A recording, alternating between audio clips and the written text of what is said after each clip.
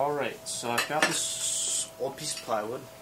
That's going to be the sort of base and body of the sled. Obviously I'm going to sand it down in a minute here, and then I have these two pieces of aluminum tubing which fit nicely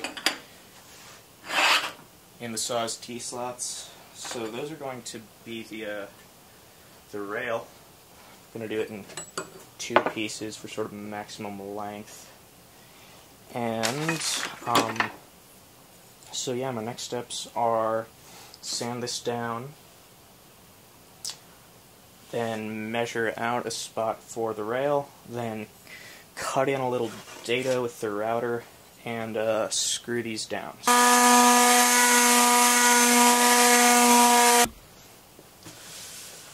Alright, so here we are after a good bit of sanding. Now, splintered. Not perfect yet, but a lot of this stuff is stained, so it'll never look totally perfect, but as far as my straight edges are telling me, it is flat. So I'm going to start measuring out the slots for the rails. Alright, so you probably noticed these are just a couple pieces of scrap stock I had lying around, and they've got some holes drilled in them already, which is, I guess, unfortunate, but shouldn't really cause a problem, other than that little bits of hole might catch in the slots, cause friction, or basically slow the movement of the sled down. So I'm just going over with a file right now and making sure that everything's really nice and flat and smooth so that it can slide right through without issue.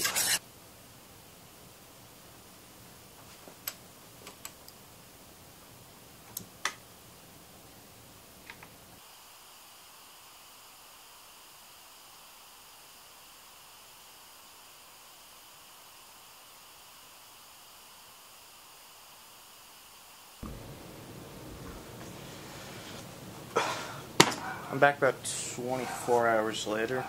I've got the rails working. They're actually, since the fit was so snug, I decided not to risk screwing them down as not to mess with the fit. So they're actually just held in with epoxy, which seems to be working pretty well right now. But anyway, oh, I forgot the blade was up. But yeah, just tested it out. The sled slides. So the next step is to just cut it, and so then you've got your two halves of the sled. Alright, I didn't film the last couple things I did, but that's alright. You can see I just ripped this down right in the middle there. Got a little gap, like about a 1/4 inch, and then I put the back rail on, which is just some scrap hardwood I had lying around, held on with some deck screws that are just counter-sunk in there so that it does not catch on the edge of the table or throw off the balance. And now it's time to build the front rail. This is what's going to become the front rail. You can see I have this little 3x10 box or rectangle marked out right now. Just drew it on the framing square, and I'm going to cut it out with a jigsaw right now. And that's basically going to serve as the way to feed boards through that are longer than the space on the sled itself. And I'm just going to cut it with a jigsaw, like I said, because it doesn't need to be super perfect or exact. But the squareness of the rail itself does, so I marked that out, made sure it's perfectly square once again with a framing square, drew lines there to show where it needs to go on. So let's cut this. So the gap here is cut, and it's time to mount it on. There you have it, the front rail is ready and mounted right now. And for cross-cutting, you could use this sled just like this. I mean, I haven't tried it yet, because there's one last feature that I'm going to add. That being a series of basically holes where I can go under it and mount bolts like this to use as clamps, so that, say I've got a board down here lengthwise, and I want to rip it, I can, instead of having to have my hands right by the blade and worry about it, I can just clamp it down and move the sled from over here. So let's start marking out where those are going to go. Alright, you can't see them too well on the camera, but I have spots where I'm going to drill marked out, and we're ready to drill the clamp holes.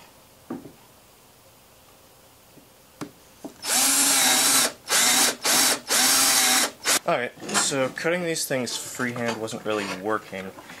It's too big to fit on the drill press, so I pulled out this old guide thing. Let's see how it works.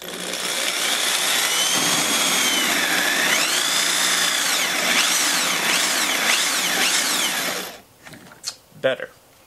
And there you've got it. The recesses are all drilled, so we're about ready to test it out. Alright, so that's just a simple crosscut setup right there. You can see the two clamps on top of the wood right here. I broke my rule about only using stuff I already had a little bit. I had to go out and buy these two big bolts and wing nuts. The little actual clamp kind of wooden washer parts holding the thing on are just made from some scrap I had from cutting these rails. So let's test it out, shall we?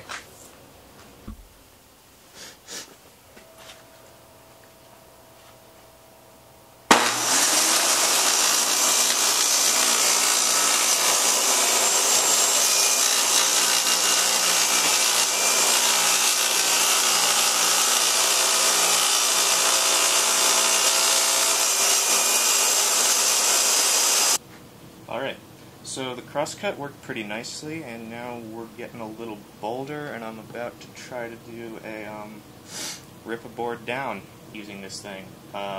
You can see I changed the clamps up a little bit so that I could clamp this down properly. I put little shims under there, ended up making a little longer versions of these. I kind of wish I had another outfeed table to set up under here. But luckily this thing is not very heavy, so I can just hold it with my hand. So, everything's in order. Let's give it a try.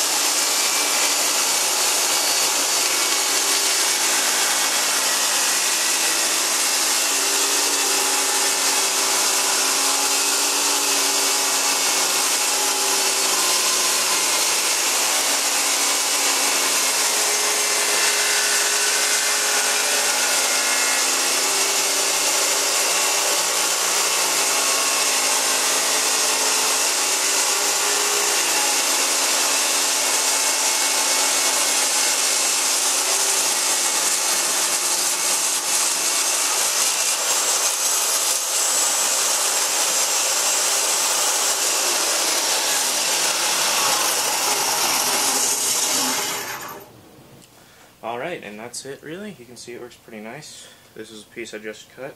It's going to go on a scrap desk I'm building.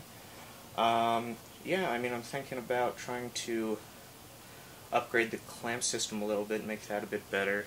I'll see what I can think of. If anyone's got any other ideas, just leave a comment. I'll appreciate it. But yeah, I'm excited about this thing because kind of built it in the light of my dad getting sent to the emergency room twice due to accidents on this saw, and this should make it a lot safer, especially for ripping stuff down like this. So, yeah, thanks for watching.